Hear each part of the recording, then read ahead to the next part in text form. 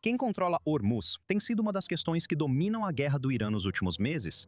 O presidente Donald Trump sugeriu brevemente uma taxa de proteção de 20% sobre a carga em trânsito pelo estreito, mas recuou rapidamente. O Irã tem pressionado por papel permanente na aprovação do tráfego em Hormuz e reivindica direito de cobrar taxas. O secretário-geral reitera seu apelo pela restauração total dos direitos internacionais de navegação e da liberdade de navegação no Estreito de Hormuz e em seu entorno. O exercício dos direitos e liberdades de navegação deve ser respeitado por todos, conforme o direito internacional. O debate sobre Hormuz começa com sua geografia. Hormuz tem apenas cerca de 34 quilômetros de largura em seu ponto mais estreito. Suas rotas de navegação reconhecidas passam pelas águas territoriais do Irã e de Omã, sem nenhum canal de águas internacionais entre elas. No entanto, como o estreito conecta dois corpos d'água maiores, os navios que cruzam Hormuz têm um direito protegido pelo direito marítimo internacional, conhecido como passagem em trânsito. O Irã e Omã podem regular a navegação e a segurança em suas próprias águas, mas não podem suspender a passagem nem discriminar navios de diferentes países. A posição do secretário-geral é consistente ao afirmar que acreditamos que deve haver livre circulação de navios pelo Estreito de Hormuz. Somos contra quaisquer esforços para restringir a liberdade de circulação de navios. E vocês devem ter visto que a Organização Marítima Internacional também divulgou uma declaração contra qualquer imposição de taxas por qualquer parte. De acordo com essas mesmas leis, os países também não podem cobrar de uma embarcação simplesmente por atravessar. A lei internacional permite cobranças por serviços específicos prestados a um navio, como o uso de portos ou rebocadores, mas não uma taxa de entrada obrigatória. Teherã argumenta que está fornecendo segurança e organizando o tráfego. Mas o Irã também ameaçou e atacou navios que não seguem a rota que prefere. O país disse que países aliados teriam acesso, enquanto navios de inimigos do Irã sofreriam restrições. Isso não é uma gestão de tráfego neutra. O Irã tenta impor esse sistema no lado omanense do estreito, onde as embarcações podem dispensar serviços de Teherã. O Estreito de Malaca exemplifica como estados costeiros podem gerir uma via navegável importante sem usá-la como pressão política. Malaca passa apenas por águas territoriais. Indonésia, Malásia e Singapura dividem a responsabilidade por uma das rotas marítimas mais movimentadas do mundo. Eles administram isso por meio de um mecanismo conjunto, em vez de permitir que um país reivindique controle exclusivo. Estados costeiros colaboram com países usuários do transporte marítimo e a indústria marítima em auxílios à navegação, segurança e proteção ambiental. Outros governos podem apoiar esses projetos com dinheiro ou equipamentos, mas o mais importante é que as contribuições são voluntárias.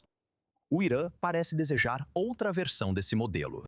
Ele quer reconhecimento internacional e dinheiro por administrar o Estreito de Hormuz, mas também quer o poder de favorecer navios amigos e pressionar países hostis.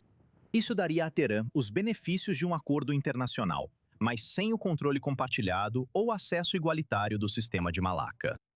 O Estreito Turco exemplifica como um estado costeiro pode obter autoridade especial. A Turquia administra o Bósforo e os Dardanelos sob a Convenção de Montreux de 1936. O acordo autoriza a passagem de navios comerciais e dá à Turquia controle sobre navios de guerra. Também permite cobranças relacionadas a serviços específicos. A autoridade da Turquia foi estabelecida por tratado internacional. A convenção estabelece taxas, regras em tempo de guerra e limites ao controle turco. O Irã pode agora estar tentando usar pressão militar para conseguir um acordo igualmente favorável para o Estreito de Hormuz. Esse acordo pode dar a Teherã um papel reconhecido na gestão do tráfego e cobrança de taxas. Mas, ao contrário da Convenção de Montreux, ele seria negociado sob a ameaça de mais interrupções. O Irã pode pressionar para impor condições que ampliem seu controle sobre o estreito e beneficiem seus interesses políticos. E gostaríamos de investir enormemente nos Estados Unidos, em vez de cobrar uma taxa. E eu gosto disso, na verdade, porque não acho que ninguém deveria poder cobrar uma taxa pelo estreito, ou por qualquer outro estreito em outras partes do mundo. Eu não acho que ninguém deveria realmente estar nessa posição. O Estreito de Gibraltar segue uma regra comum. As águas estão sob a soberania dos estados litorâneos, mas navios comerciais mantêm o direito de transitar entre Atlântico e Mediterrâneo. Navios podem ser cobrados ao entrar em portos ou pedir serviços, mas não só por atravessar. Canais como Suez e Panamá são artificiais e distintos. Seus pedágios cobrem o uso da infraestrutura construída, sendo um caso diferente. A proposta de Trump sugeriu brevemente que a proteção militar poderia ser transformada em uma cobrança obrigatória de trânsito. A reversão restaurou a posição americana de manter estreitos internacionais abertos sem pedágios.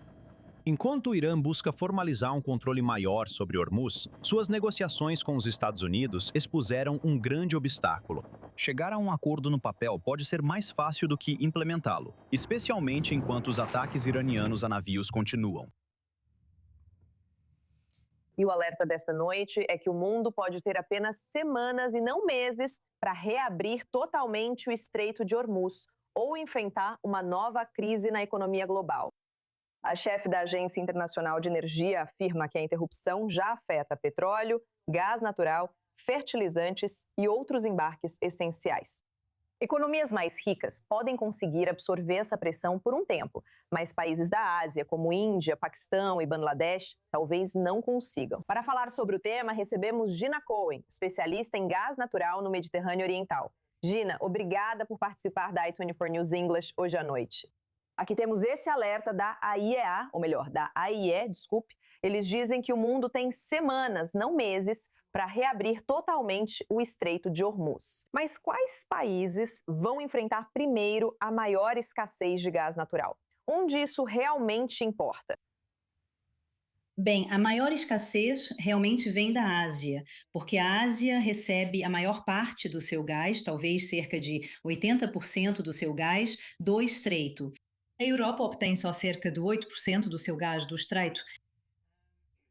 A maior parte do petróleo do Estreito vai para a Ásia.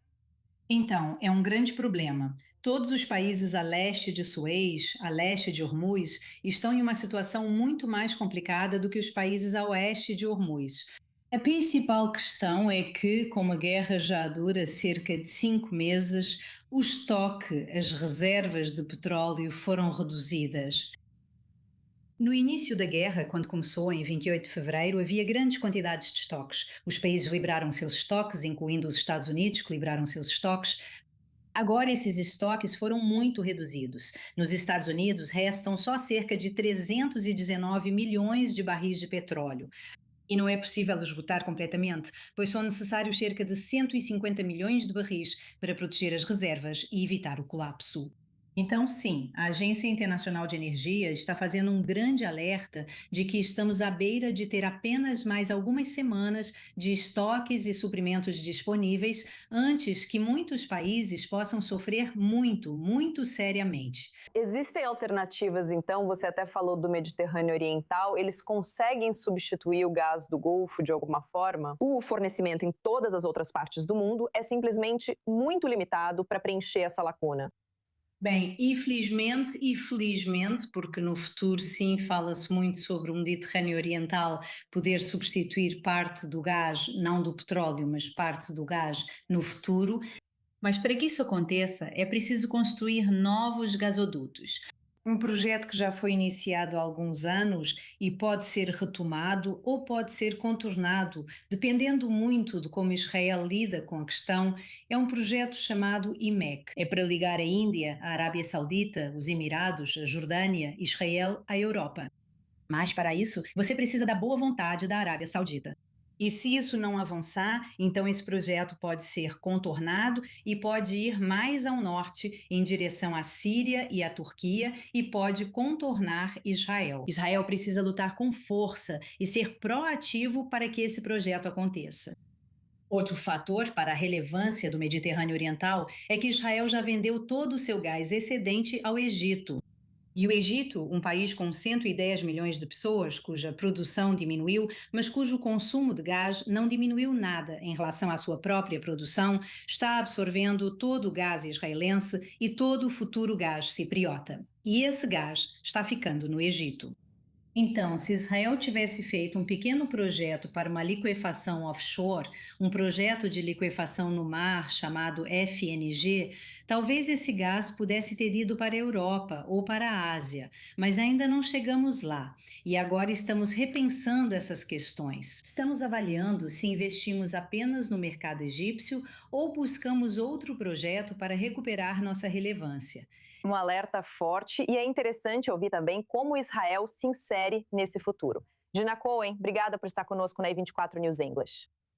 Obrigada pelo convite.